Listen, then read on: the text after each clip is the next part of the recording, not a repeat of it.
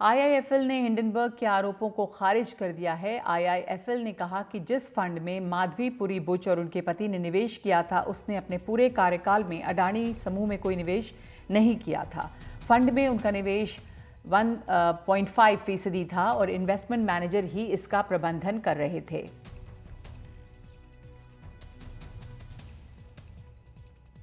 तो हिंडनबर्ग के आरोपों को खारिज किया है आईआईएफएल ने भी, और ये साफ कहा है कि जो आरोप लग रहे हैं कि इस फंड में माधवी पुरी बुच और उनके पति ने निवेश किया, ये सही नहीं है। उसने अपने पूरे कार्यकाल में अडानी समूह में कोई निवेश नहीं किया है और जो निवेश रहा वो 1.5% था, जिसे कि इन्वेस्टमेंट मैनेजर ही देख रहे थे और उसको ही वो प्रबंधन उसका कर रहे थे।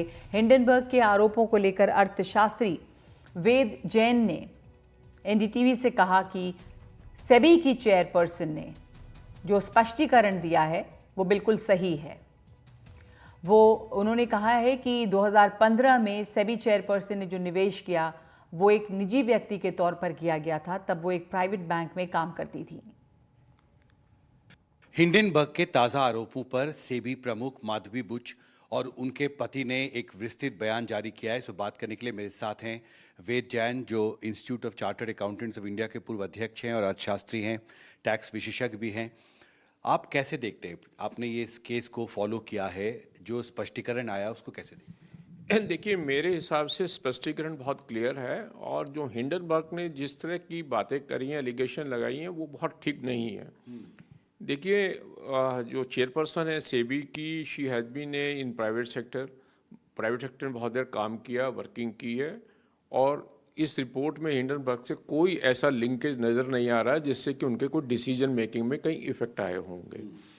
वो हिंडनबर्ग जिस पीरियड की बात कर रहा है वो उस समय शायद आईसीआईसी बैंक में थी, as a private citizen, as a private employer. उनका हक था जो काम करने का, जो उन्होंने अपनी सैलरी है, सेविंग्स है, ईसॉप मिले, उन्होंने उसके हिसाब से अपनी वर्किंग की और वो इन्वेस्टमेंट की है। और इस हिंडनबर्ग की रिपोर्ट में कहीं भी हिंडनबर्ग का कोई ये क्लू नहीं आ रहा कि क्या ऐसी चीज़ है जिससे कि उनका डिसीजन मेकिंग इफेक्ट हो गया, और जहाँ पे उनका कोई कॉन्फ्लिक्ट ऑफ इंटरेस्ट सेबी की एज ए चेयरपर्सन और ए होल टाइम मेंबर नज़र आ रहा है। तो मुझे इसमें कहीं ऐसा नज़र नहीं आया, रिपोर्ट के अंदर भी हिंडनबर्ग कोई ऐसे एग्जाम्पल या इंस्टेंस नहीं दे पा रहा कि ये एक एक्टिविटी ऐसी थी जिसकी वजह से है। जो मैं समझता हूँ, हिंडनबर्ग सिर्फ ये कह रहा है कि आपने एक फंड में इन्वेस्टमेंट की है, जिस फंड ने भी अडानी ग्रुप में कुछ इन्वेस्टमेंट किसी समय में की थी, लेकिन वो इस बात को बिल्कुल भूल गए कि क्या उस एक फंड के पास तो बहुत सारे पैसे होते हैं, उस फंड में हो सकता है चेयरपर्सन की उस समय जब प्राइवेट सेक्टर में थी कुछ इन्वेस्टमेंट आई है, लेकिन वो इन्वेस्टमेंट वहाँ गई है और उससे अडानी से क्या लिंकेज है, कोई लिंकेज नज़र नहीं आ रहा। तो ये ऐसा हो गया कि जैसे एक होता ना, एक डार्क रूम में अंधेरे के अंदर आप कोई चीज़ ढूंढ रहे हैं जो वहाँ नहीं है। हम ऑडिट में कहते हैं कि ए डार्क हॉर्स ढूंढिंग, black cat, a black finding out, तो विच इज़ नॉट देयर। तो ये report neither here nor there in my view, frankly. उन्होंने अपने स्पष्टीकरण में ये बात कहा है कि जो निवेश उन्होंने किया था एक प्राइवेट सिटीजन के तौर पे किया था, उनके और उनके पति ने 2015 में ये किया था, और 2018 में जो चीफ इन्वेस्टमेंट ऑफिसर थे, जो दोस्त थे धवल बुच के, उन्होंने जब फंड को छोड़ा तो उन्होंने रिडीम भी कर लिया था सिक्योरिटी। हाँ, नहीं, मैंने कहा ना, देखिए, उन्होंने जो निवेश किया वो 2015 में किया, ये स्पष्ट है बिल्कुल। अब 2015 में निवेश करने के बाद एक और स्पष्टीकरण आया है जो कि उनके फंड मैनेजर ने दिया है कि उस पैसे का किसी भी स्टेज पे कोई अडानी ग्रुप के अंदर इन्वेस्टमेंट नहीं आया किसी भी तरह से। कोई एक फंड के पास, जैसे मैं आज की डेट में एक प्राइवेट सिटीजन हूँ, मैं अपने एज ए प्रोफेशनल काम करता हूँ, मेरी जो सेविंग्स है मैं कहीं इन्वेस्ट करता हूँ, बहुत जगह इन्वेस्ट करता हूँ, और कल को मुझे कहें जी आपने वहाँ निवेश क्यों किया था, अब ये तो बड़ा मुश्किल है जवाब देना कि मैंने क्यों किया, और फिर आप ये निष्कर्ष निकालें कि ये आपने निवेश इसलिए किया था कि आप 3 साल के बाद सेबी में कुछ इन्वॉल्व होने जा रहे थे और आप वहाँ बेनिफिट देने चाह रहे थे, इसलिए निवेश किया। मैं ये तो समझ सकता हूँ कि आप सेबी चेयरपर्सन बनने के बाद फिर उस ग्रुप में निवेश करें तो देन लगे कि भाई आपने वहाँ क्यों किया और आपका तो कॉन्फ्लिक्ट हो रहा था। ये निवेश 2015 का है और I think she has come to the SEBI much later on, और उस निवेश का उससे कोई लिंक भी कहीं नज़र नहीं आ रहा। तो ऐसा कोई मुझे नहीं लगता, ये तो आई डोंट थिंक कि बहुत कोई ठीक तरह से कोई एलिगेशन लगाने की कोशिश किया है।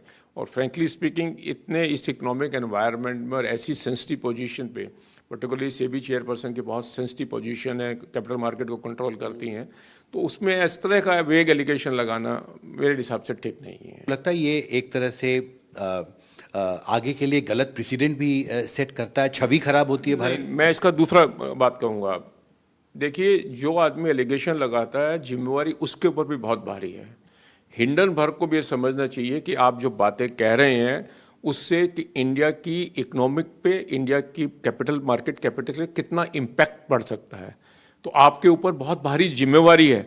आप गैर जिम्मेदाराना ऐसा एलिगेशन लगा के आप मार्केट को डिस्टेबलाइज करने की कोशिश करेंगे तो ये गलत हो जाएगा। देखिए, जैसे जैसे आपकी पोजीशन है, आई बिलीव हिंडनबर्ग भी एक अच्छा अपना ग्रुप है, बड़ा ग्रुप है, उसकी अपनी हो सकता है रेपुटेशन हो, लेकिन उसके ऊपर उतनी भारी जिम्मेवारी होती है कि जब वो बातें कहें, क्योंकि वो दूसरे का रेपुटेशन के अलावा उसको मार्केट को और इंडियन इकोनॉमी को इम्पैक्ट करता है।